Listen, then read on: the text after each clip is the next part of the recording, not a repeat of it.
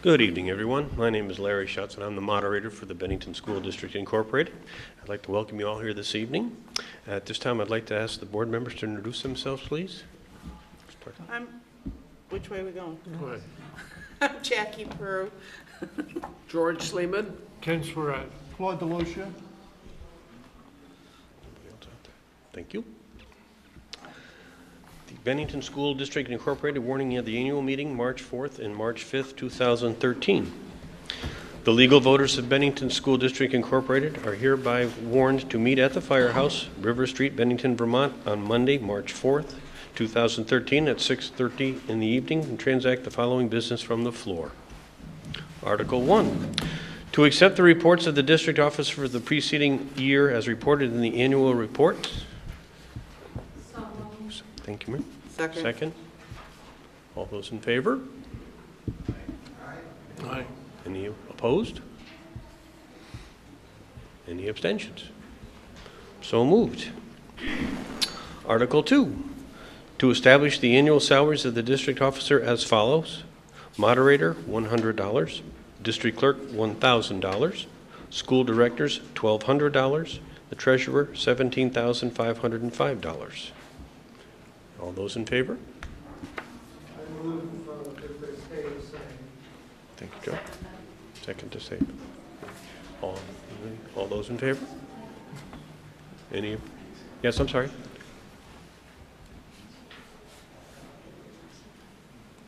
Oh, okay. Article 3.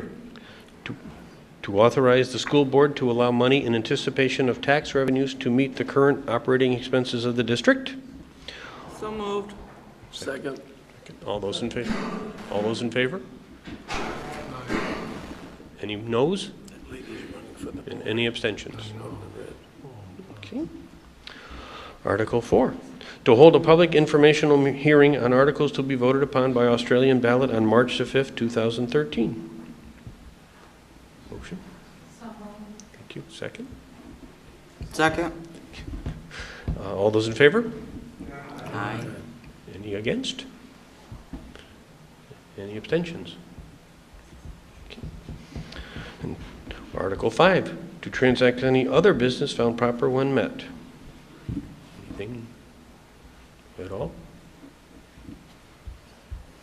Larry, just, Yes. I don't know if the superintendent or Rick could answer this.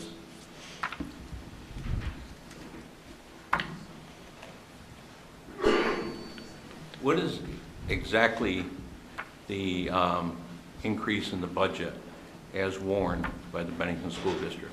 I've heard different figures. Yeah. That would have to come.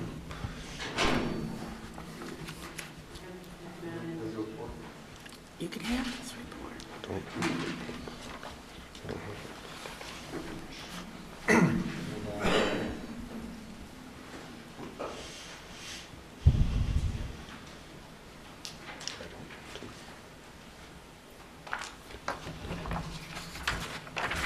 So the increase is $2,158,690 if my eyes are, which is a 19% increase.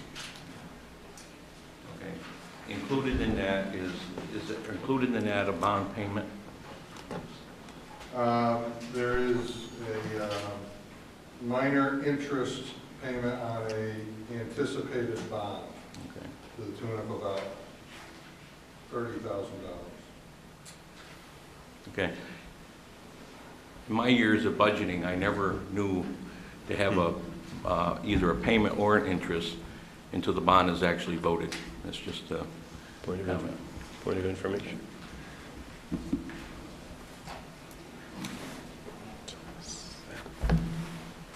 Okay. Thank you, Tim. Anything else you'd like? Yes, Charles. I had a question about the special education category.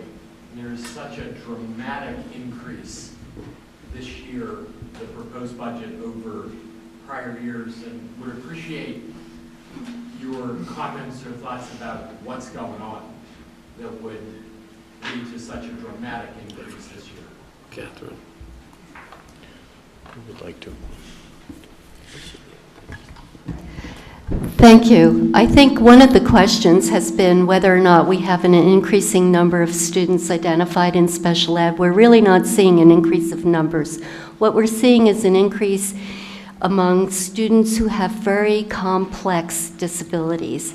And we need to do improved programming, improved training for our staff, and that is the increase in the special ed. It's a concerted effort to provide additional and more intensive training for our regular ed classroom teachers, as well as our paraprofessionals, as well as to modify and make program improvements for some of our actual programs that we offer for the special education students. And these are students with very complex disabilities. Go ahead, Less Karen. federal money. Pardon? Less federal money, too. Oh, thank you. Of course. We all are following the sequestration from the federal government, but we have a reduction in federal funds, thank you, George, that we're anticipating. So we have some transfer of things that we used to use federal funds for to pay for that the board has chosen to support. It's not all in special education, but some of it would be. Is there also a sense of percentage of students in the BSD who are on IEPs compared to the total BSD population? How many students are on IEPs in the BSD? 20%? 20%? 20%? 20%.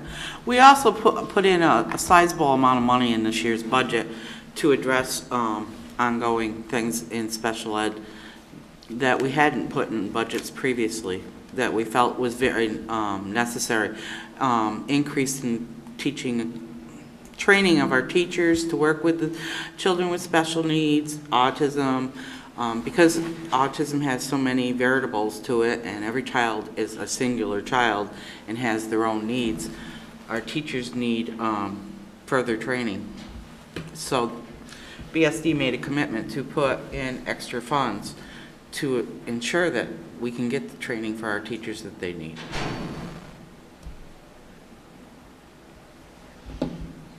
Anything else? Anything else? Larry, Yes, sir. one other question. Sure. And it's in the detail, school to school to school. One of the things that I noticed, and I'm just curious why, principal salaries are not listed. Really? And I was curious why that was the case. It appears that every other category is listed. Rick?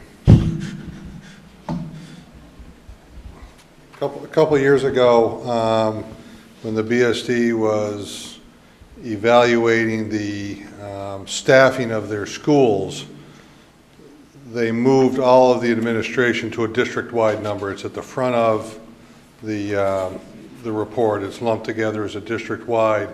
At the time, they were contemplating maybe splitting some of the assistants to multiple buildings, and not knowing exactly how that was going to play out, they felt it was more appropriate to have them listed as a lump number as opposed to break it out by the schools.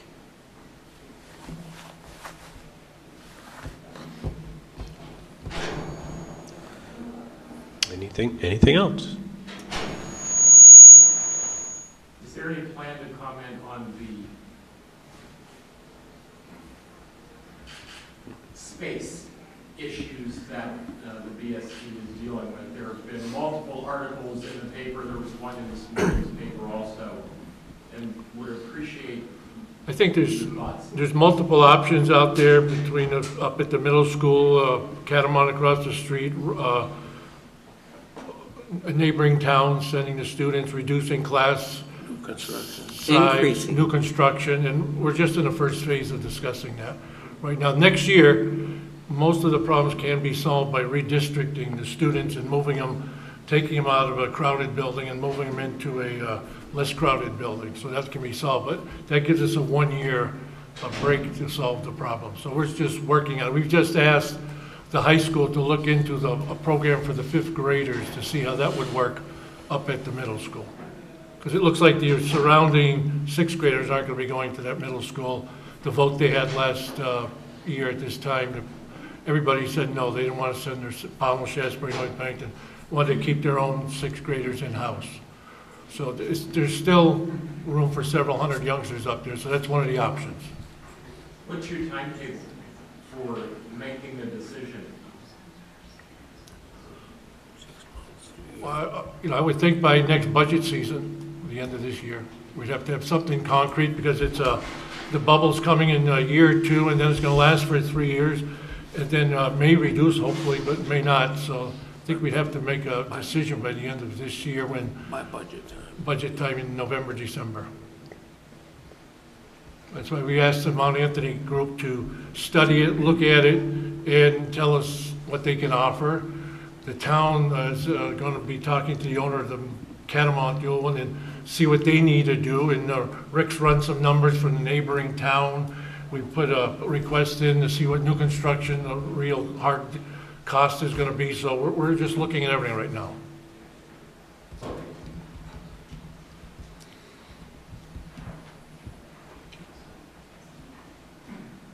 Anyone else? Call the question. Okay. So,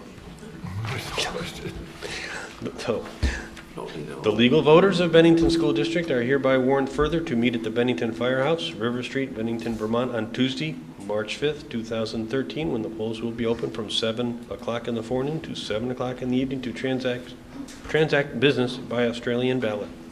So, thank you. Make a motion to adjourn. Thank you. Motion to adjourn. Second. Second. Thank you. We stand adjourned.